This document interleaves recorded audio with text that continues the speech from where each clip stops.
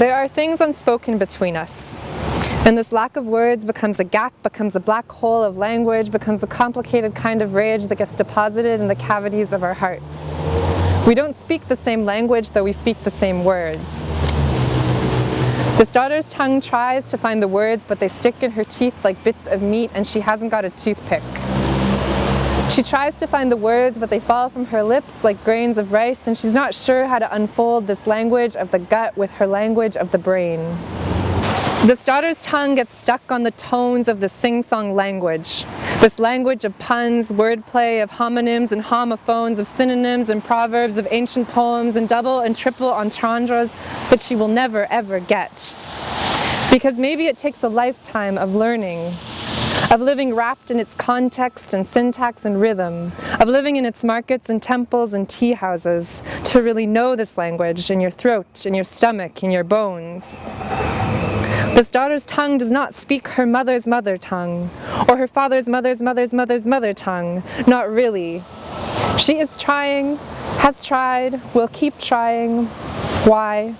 Why try to speak a language that's not required in day-to-day life? A language with no power, no future, no hype. Why? Because she wants to be able to taste the food that makes her heart and stomach fly. Because she wants to know what the old books teach and the poets speak and the revolutionaries preached. She wants to know the names of rivers and mountains and cities that she will never ever see. Because she wants to know what the grandfathers laugh about under the trees, what the grandmothers gossip on over their tea. Because she won't know how to know where she's going until she knows how to know where she's coming from. So she goes looking. She looks in her grandparents' wardrobes, the family's silverware, in sewing machines and silence. She looks in the archives of empire, tastes steamships and teacups, smells opium in orchards. She looks in the rice cooker kitchens and railroad ties and shipping yards and the side streets of nation and the alleyways of empire. She looks in the rice cooker kitchens and railroad ties and shipping yards and the side streets of nation and the alleyways of empire. She looks for it in the throats of the colonies, the colonized, the colonizers, in the sky-scraping skylines that would scrape the yoke from the sun if building cranes were forks.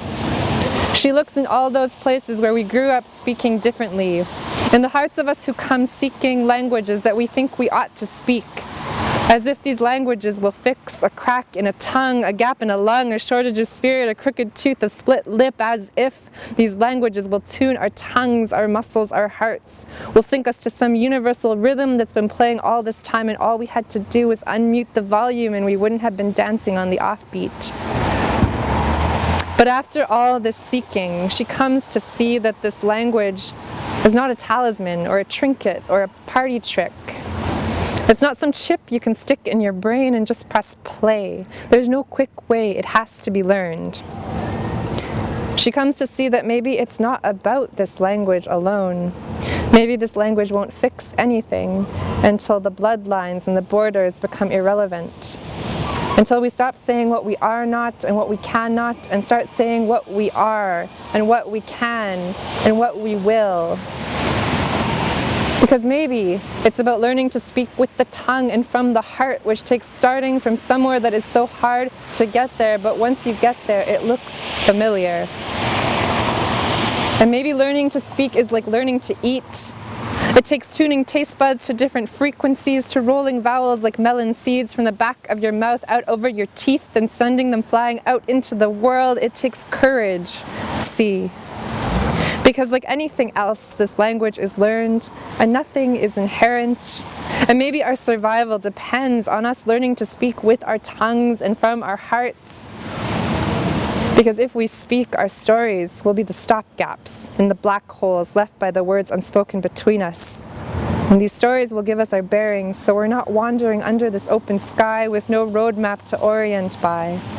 Because otherwise, what will we teach our children's children's children?